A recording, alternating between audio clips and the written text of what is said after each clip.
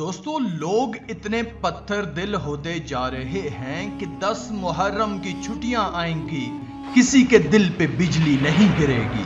آخر 10 محرم کو ہوا کیا تھا؟ 10 محرم کی چھٹیاں ہوئیں، لوگ اپنی فیملی کو لے کے گھومنے چلے جاتے ہیں۔ اے لوگو، تم کو چھٹیوں کی پڑی ہے، گھومنے کی پڑی ہے؟ دیکھ تو صحیح ہوا کیا تھا 10 محرم کو۔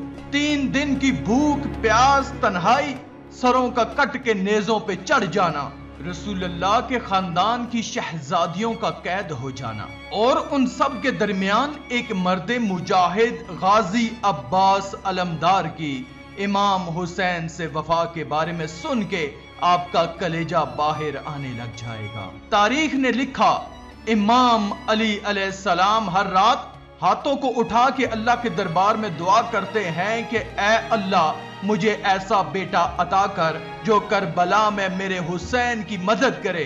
اللہ نے غازی عباس علمدار کا ظہور کیا۔ امام علی علیہ السلام عباس سے بار بار یہ کہتے تھے کہ عباس حسین رسول اللہ کا بیٹا ہے اور تو اس علی کا بیٹا ہے، کبھی بھی اپنے آپ کو حسین کا بھائی نہ سمجھنا۔ ایک غلام کی طرح ہمیشہ حسین کی خدمت کرتے رہنا، جو حسین کہے عباس وہ کرتے رہنا۔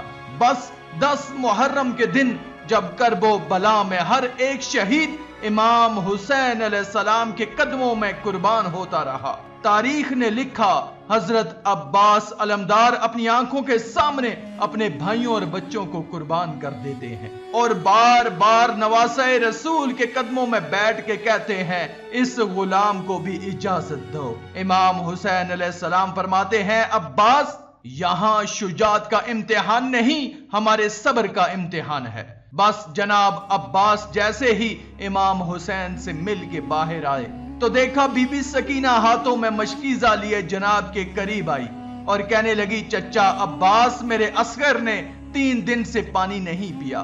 غازی عباس نے بی بی سکینہ کو دیکھا، خالی مشکیزے کو دیکھا، پھر فرمانے لگے اے میری آقا زادی میرے مولا حسین سے کہو میں آپ کے لیے پانی لے کے آؤں۔ بس پھر بی بی سکینہ عباس علیہ السلام کو لے کے امام علیہ السلام کے پاس آتے ہیں اور کہتی ہیں بابا چچا کو اجازت دو نہر سے پانی لے کے آئیں۔ امام حسین علیہ السلام نے غازی عباس کے چہرے کو دیکھا، ایک آہ بھری، فرمایا سکینہ عباس کو لے جاؤ میری بہن زینب کے پاس، اگر میری بہن آپ کو اجازت دیتی ہے تو پھر تم چلے جانا۔ غازی عباس اور معصوم سکینہ جناب بی بی زینب کے خیمے کے پاس آتی ہیں اور فرماتے ہیں سلام ہو رسول اللہ کی نواسی پر۔ بی بی زینب جیسے ہی باہر آئیں، غازی عباس علمدار غلام کی طرح زمین پر بیٹھے ہیں۔ بی بی زینب نے فرمایا بھائی عباس کیا کہنا چاہتے ہو؟ غازی عباس نے فرمایا اے میری آقا زادی اس غلام نے زندگی بھر آپ سے کچھ نہیں مانگا، آج کچھ مانگنے آیا ہوں۔ آپ نے فرمایا عباس حکم کرو۔ جناب رو کے کہتے ہیں رسول اللہ کی نواسی 3 دن سے خیام میں پانی نہیں ہے، بچے پیاس کی وجہ سے تڑپ رہے ہیں، اس غلام کو اجازت دیں کہ یہ میدان میں جا کے پانی لے کے آئے۔ جیسے ہی جناب عباس نے یہ فرمایا بی بی زینب زاروں کی طرح رونے لگی۔ غازی عباس نے کہا کہ اے میری آقا زادی کیوں رو رہی ہو؟ بی بی زینب نے فرمایا میرے بابا نے مجھ سے وصیت کی تھی کہ اے زینب کوفہ اور شام کی گلیوں میں تجھے بے پردہ کر کے رسیوں میں باندھ کے پھیرایا جائے گا۔ میں نے بابا سے کہا بابا جس کا عباس جیسا بھائی ہو وہ بازاروں میں کیسے جائے گی؟ لیکن آج وہ بات سمجھ گئی میں کہ میں قیدی بھی بنوں گی، لوگ مجھے پتھر بھی ماریں گے۔ بس جناب کو جیسے ہی اجازت ملی غازی عباس مشکیزہ اور علم لیے نہر کی طرف بڑھتے ہیں۔ تاریخ نے لکھا شیر کی طرح حملہ کرتے ہیں، فوجیں اشکیاں بھاگنا شروع کر دیتی ہے، علم کو نہر پہ لگا کر بی بی سکینہ کے خالی مشکیزے کو پانی سے بھرنا شروع کرتے ہیں۔ تاریخ نے لکھا غازی عباس نے چلو میں پانی بھرا، پانی کو دیکھا پھر خیام کو دیکھا، معصوم سکینہ اور علی اصغر کی پیاس کو یاد کیا اور پانی کو نہر میں پھینک دیتے ہیں۔ اتنے میں جناب نے دیکھا کہ آپ کا گھوڑا حسرت کی نگاہ سے آپ کو دیکھ رہا ہے۔ غازی عباس نے کہا میرے گھوڑے تو بھی 3 دن سے پیاسا ہے، نہر کے سامنے ہے، پانی پی لے۔ گھوڑا اپنی زبان میں کہنے لگا، اے میرے آقا، آپ میرے مالک ہیں، آپ نے بھی پانی نہیں پیا، میں کیسے پی سکتا ہوں؟ کیسے ہو سکتا ہے میں آپ سے پہلے پانی پیوں؟ پہلے آپ پانی پیئیں پھر میں پانی پیوں گا۔ بس جیسے ہی گھوڑے نے یہ کہا، غازی عباس رونے لگے اور کہنے لگے، اے گھوڑے، جب تو اپنے آقا کے بغیر پانی نہیں پی سکتا تو میرا آقا حسین 3 دن سے پیاسا ہے، اس سے پہلے میں کیسے پانی پی لوں؟ بس مشکیزے کو بھر کے خیموں کی طرف بڑھنا چاہا۔ شمر اور عمر بن سعد نے یہ دیکھا تو کہنے لگے کہ کچھ بھی ہو جائے خیموں تک پانی نہ پہنچے، حسین اور اس کے خاندان کو تڑپا تڑپا کے شہید کرنا ہے۔ کچھ سپاہی چھپ گئے اور کچھ سپاہی چاروں طرف سے غازی عباس کو گھیرے ہوئے ہیں۔ غازی عباس گھوڑے پر سوار ہو کے خیموں کی طرف بڑھتے ہیں تو فوجیں اشکیاں غازی عباس کا نشانہ لیے تیر چلانا شروع کر دیتے ہیں۔ بس غازی عباس کی صرف یہی تمنا تھی کہ کیسے بھی کر کے پانی اپنی آقا زادی سکینہ تک پہنچا دوں۔ ان تیروں کی بارش میں جناب آگے بڑھتے جا رہے ہیں۔ کسی ظالم نے چھپ کے وار کیا، جناب غازی عباس کا ایک بازو قلم ہو گیا۔ مولا عباس نے علم اور مشکیزے کو دوسرے ہاتھ میں تھام لیا اور خیموں کی طرف بڑھ رہے ہیں۔ کسی ظالم نے چھپ کے وار کیا اور جناب غازی عباس کا دوسرا بازو بھی قلم ہو گیا۔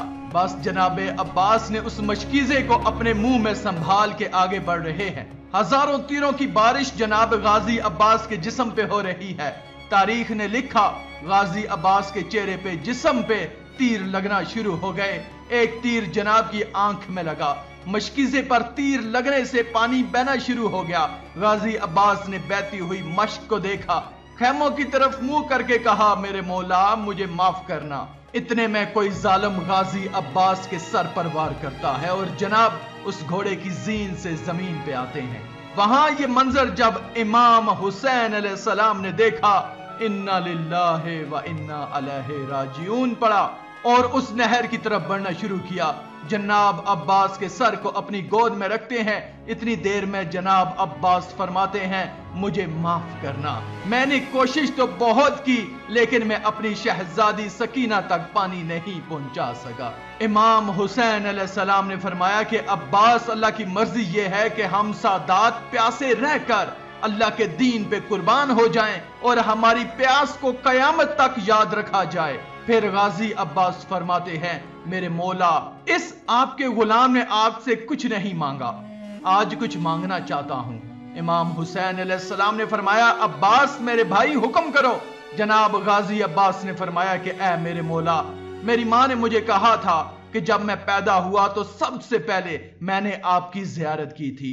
آج میں اس جہاں کو چھوڑ رہا ہوں، میرے مولا میری خواہش ہے کہ میں آخری وقت میں آپ کی زیارت کروں، لیکن ایک آنکھ میں تیر لگا ہے اور دوسری آنکھ خون سے بھری ہوئی ہے۔ میرے مولا اگر زحمت نہ ہو تو میری ایک آنکھ سے خون کو صاف کریں تاکہ میں آپ کی زیارت کر سکوں۔ اللہ گواہ ہے میں آپ کو کبھی تکلیف نہ دیتا اگر اس غلام کے پاس بازو سلامت ہوتے۔ بس امام حسین نے غازی عباس کی آنکھ سے خون کو صاف کیا۔ غازی عباس نے اپنے آقا حسین کی زیارت کی۔ پھر امام حسین علیہ السلام نے فرمایا، اب ایک میری بھی خواہش ہے، پوری زندگی تو مجھے آقا حسین، مولا حسین کہہ کر بلاتا رہا، عباس آج مجھے بھائی کہہ کر بلا۔ جناب عباس مدینے کی طرف منہ کرتے ہیں اور چیخ کے روتے ہیں اور فرماتے ہیں، میری ماں مجھے معاف کرنا کہ یہ غلام اپنے آقا کو بھائی کہنے جا رہا ہے۔ بس جناب عباس اس دار فانی سے دار البقا کی طرف کوچ کرتے ہیں۔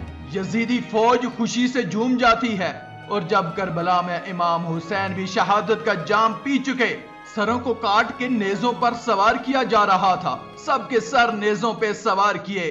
جناب غازی عباس علمدار کا سر کاٹا، جس نیزے پہ سوار کرتے دھیرے سے نیچے گر جاتا۔ فوج یزید حیران ہو گئی کہ سارے سر نیزے پہ کھڑے ہیں، یہ سر کیوں نہیں بلند ہوتا؟ امام سجاد سے پوچھنے لگے۔